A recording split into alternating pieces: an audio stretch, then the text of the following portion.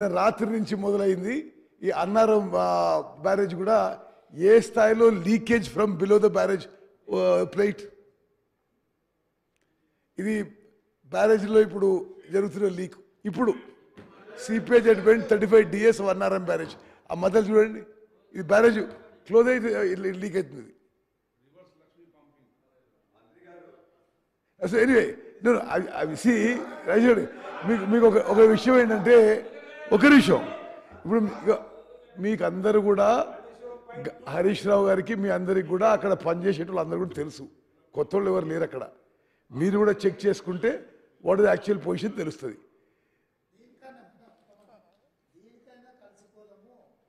Right, మరి అన్నారం పేరు వస్తే కలిసిపోదాం, పొజిషన్ చేద్దాం.